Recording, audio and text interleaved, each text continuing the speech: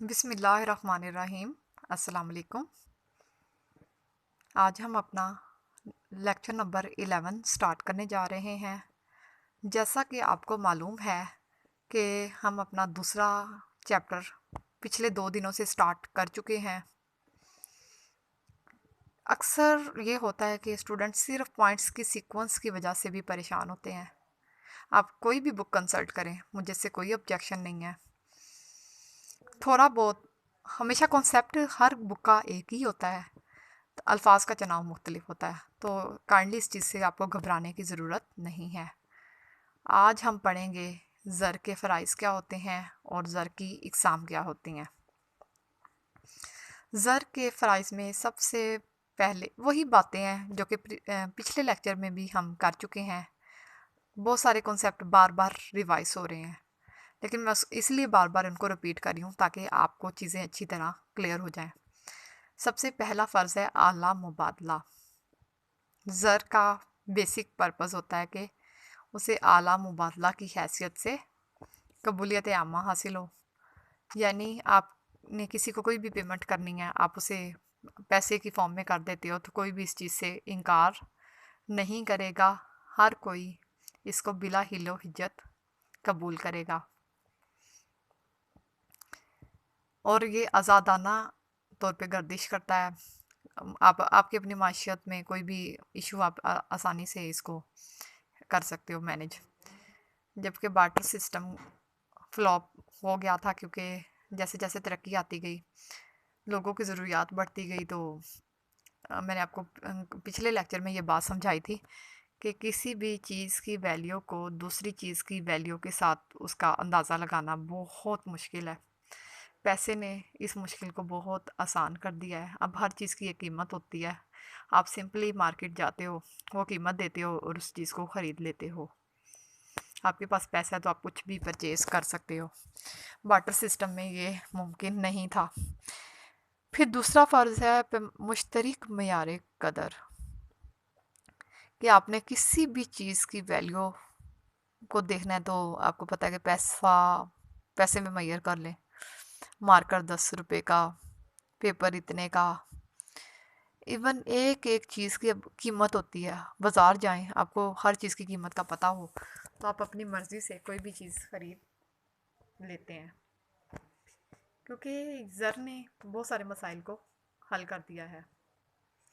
ज़ख़ीरा कदर, ज़ाहिर बात है जो भी चीज़ आप ज़र के तौर पे इस्तेमाल कर रहे होते हो, आपकी पहली तरजीह या प्रायोरिटी यही होती है कि वो चीज़ ख़राब होने वाली ना हो, जिसको आप लंबे अरसे के लिए महफूज रख सकते हैं। बार्टर सिस्टम में जब अजनास को ज़र के तौर पे इस्तेमाल किया जाता था, तो यही दिक्कत थी ना कि ज़िया पज़ीर अशिया को कैसे सेव किया जाए। ज़िया पज़ीर अशिया फल, सब्ज़ी, दूध, अंडे, ये सब क्या होती हैं ज़िया पज़ीर अशिया। आपको अच्छी तरह मालूम है कि इन अशिया को एक दिन से ज़्यादा भी आप स्टोर नहीं कर पाते।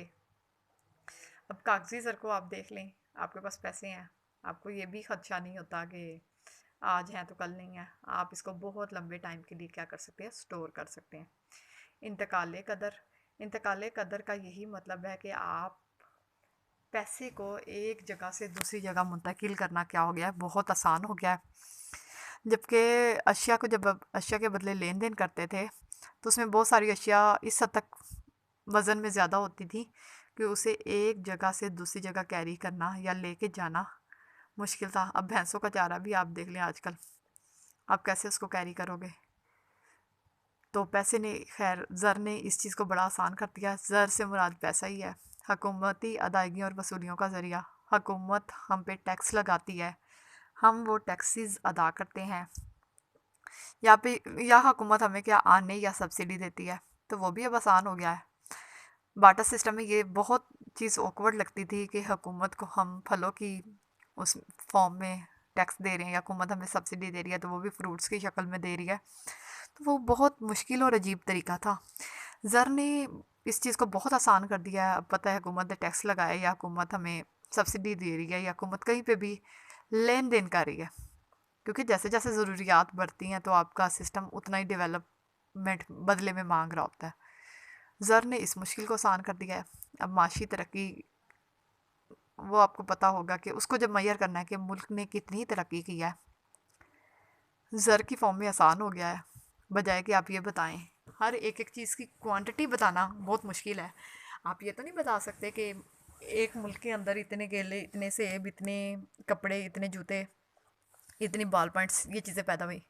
आप क्या करते हो, उन सब की ज़र की फॉर्म में वैल्यू लेते हो, इसकी इतनी वैल्यू, उन सब की जब प्राइस को जमा कर लेते हो तो आप एक अमाउंट में बता देते हो कि इस मुल्क में इतनी जो चीज़ें पैदा हुई उनकी वैल्यू ये है, बजाय कि आप वो लाखों आइटम प्रेजेंट करने के एक सिंगल अमाउंट में बता देते हो कि ये वाली अमाउंट है। फिर इसके कुछ मुतफरिक फ़राइज़ भी हैं, उनको देख लेते हैं। आमलीन पैदाइश के मुआवज़ों का तयन। ज़ाहिर बात है कि आपने, वही मैंने आपको जब बताया था कि बार्टर सिस्टम में कौन कौन सी मुश्किलात आ रही हैं, उसके उलट चलते जाओ तो यो ज़र के फ़राइज़ यही होने चाहिए, क्योंकि ज़र का मकसद ही ये था कि जो मसाइल बार्टर सिस्टम के तहत आ रहे हैं तो उनको कैसे सॉल्व किया जाए, जो जो मसाइल थे उसके उलट चलते जाएं। आमली ने पैदाइश के पहले हम ये बताते थे कि हमें खिदमात के मुआवज़ों का तयन नहीं समझ आती थी कि किस तरह से किया जाए, कौन सी चीज़ है अगला मुझे दे। बार्टर सिस्टम में अगर हम लोग रह रहे होते, लेट्स सपोज अगले के पास जो स्किल है वो नाई है, वो तो सिर्फ बाल ही काट सकता है और मैं पढ़ा सकती हूँ, ठीक है, उसके बच्चे आके पढ़ लेते हैं मेरे से, मैं बदले में अगर बाल ना कटवाना चाहूँ तो फिर किस तरह से वो पे करे। तो ज़र ने इस मुश्किल को भी आसान कर दिया है। अच्छा, नेक्स्ट पॉइंट है कि सियाल पजीर असासा। सियाल पजीरी का ये मतलब होता है कि कोई भी चीज़ जितनी जल्दी आप उसको दे के कैश में कन्वर्ट कर लो वो उतनी ही क्या होगी, सियाल पजीर। जो चीज़ जितनी छोटी होती है वो उतनी ही ज़्यादा क्या होती है, सियाल पजीर होती है। जैसा कि अगर मैं ये पेपर्स किसी को देती हूँ, 1 रुपये का फ़ौरन मिल जाएगा।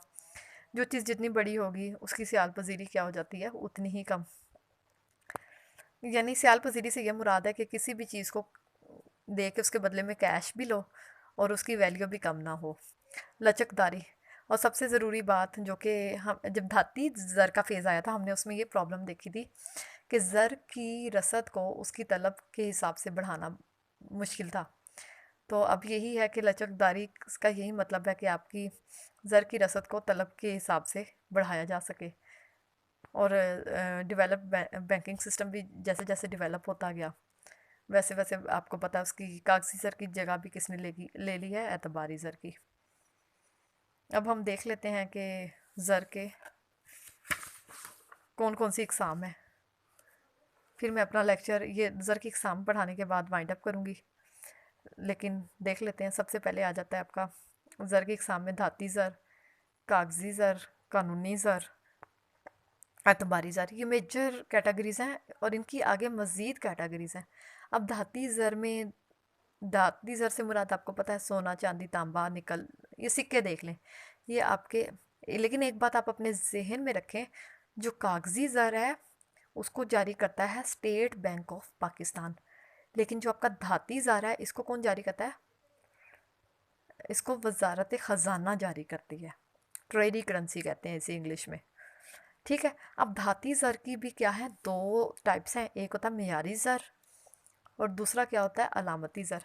मियारी ज़र से ये मुराद है कि आप वो सोना चांदी हो सकता है। मियारी ज़र से मुराद ऐसा ज़र है जिसकी हकीकी कदर कीमत उसकी ज़ाहिरी कदर कीमत के बराबर हो। जैसे आपने सोने का बनाया, अगर उसकी 100 रुपये का सोना लगा है उसको सिक्के को बनाने में, तो उसके ऊपर कितनी लिखा भी 100 ही होना चाहिए, यानी उसकी ज़ाहिरी कदर कीमत। अगर ऊपर 100 रुपया लिखा है तो उसकी हकीकी भी यानी सोना भी उसमें 100 रुपये का ही लगा होना चाहिए। मियारी ज़र में यही होता है कि उसकी हकीकी कीमत, उसकी ज़ाहिरी कीमत दोनों क्या हो जाएंगी, आपस में बराबर होंगी।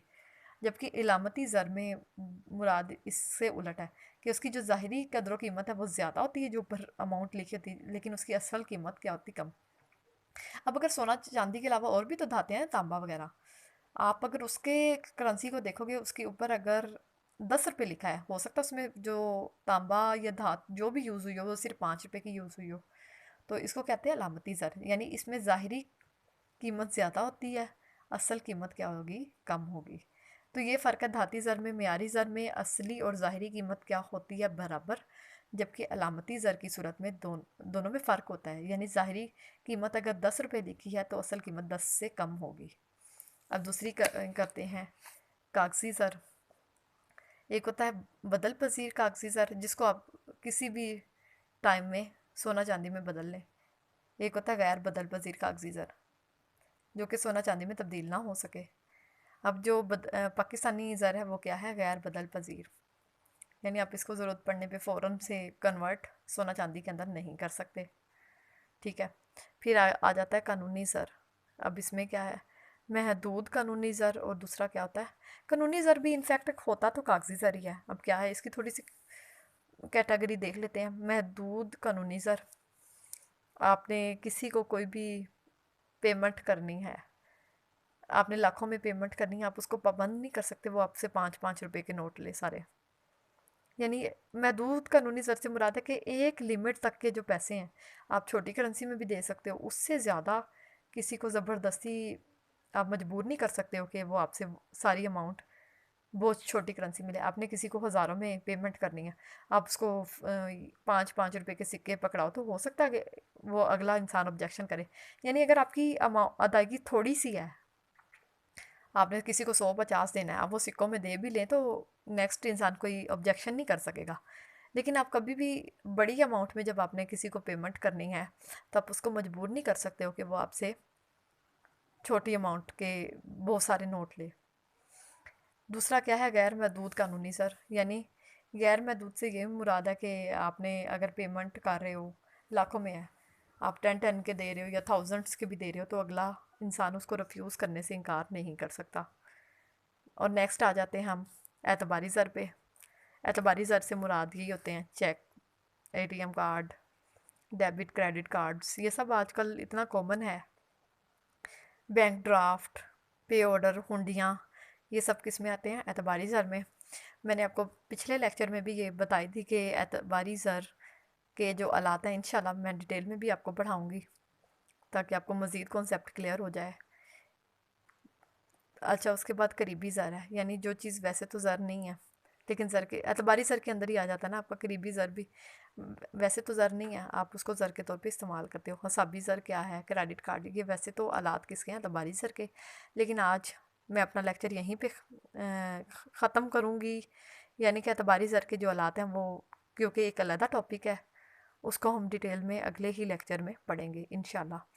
तो एक दफ़ा फिर समराइज़ कर लेते हैं ताकि आपको बात मज़ीद समझ आ जाए। आज के लेक्चर में हमने क्या पढ़ा, ज़र के कौन कौन से फ़राइज़ हैं, आला मुबादला है, यानी मुश्तरक मेयार कदर है, ज़ख़ीरा कदर है,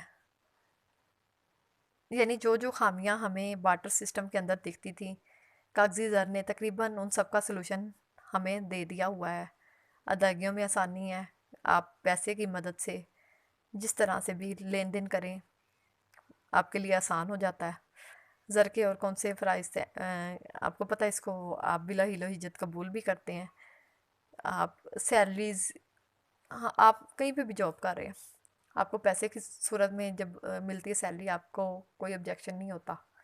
बार्टर सिस्टम में यही था कि कोई ऐसी चीज़ नहीं थी जिसको लोग बिला हिलो हिज्जत कबूल कर लें। फिर हमने ये देखा था ज़र के मुतफारिक फ़राइज़ क्या हैं, और उससे नेक्स्ट ज़र की इकसाम पड़ी थी डिटेल से कि धाती ज़र क्या होता है, कागज़ी ज़र की कौन कौन सी इकसाम है, कानूनी ज़र क्या है, इसको काफ़ी डिटेल से हमने डिस्कस किया। एतबारी ज़र की काफ़ी जो टाइप्स हैं उनमें चेक, बैंक ड्राफ्ट, हुंडीज़, चेक्स की भी फिर आगे हर एक की सब कैटेगरीज आ जाती हैं। क्योंकि अगर मैं इस टॉपिक को आज शुरू करूँगी तो इस लेक्चर में ये कवर नहीं होगा, तो इंशाल्लाह नेक्स्ट लेक्चर में इसको हम डिटेल में पढ़ेंगे। क्योंकि इसके एतबारी ज़र के आलात हैं, फिर उनकी आगे मज़ीद कैटेगरीज़ हैं। उसको इस लेक्चर के अंदर मेरी पहले तो कोशिश थी कि मैं आपको पढ़ा दूँ, लेकिन बहुत इस तरह से लेक्चर आपका बहुत लेंथी हो जाना है। आज के लिए यही काफ़ी है, इसको ही अच्छे से कर लें। कोई प्रॉब्लम हो तो कमेंट बॉक्स में पूछ सकते हैं। बिला बिला हिलो हिज्जत आप भी पूछ सकते हैं। तो आज का हमारा ये लेक्चर ख़त्म हुआ, लेकिन ये चैप्टर थोड़ा सा लेंथी है, थोड़ा ज़्यादा टाइम लग सकता है इसको कवर अप होने में। काइंडली डेली बेसिस पे अपने लेक्चर ज़रूर देखें। कोई भी कॉन्सेप्ट हो, सारे आपको ये लेक्चर्स यूट्यूब पे मिल जाएंगे। कोई बात नहीं समझ आ रही तो उससे पिछला लेक्चर, मैंने इसलिए हर लेक्चर के ऊपर हेडिंग दी हुई है, लेक्चर 1, लेक्चर 2, लेक्चर 3, ताकि आप लोगों को लेक्चर इस तरह से सर्च करने आसान हो। पहले चैप्टर के टोटल 8 लेक्चर हैं। इस तरह से भी जेन में रखेंगे तो आपको अंदाज़ा हो जाएगा कि ये लेक्चर 6, 7 जो भी है ये पहले चैप्टर का है। तो डेली बेसिस पे अपने लेक्चर ज़रूर कंसल्ट करें। टेक केयर, अल्लाह हाफिज़।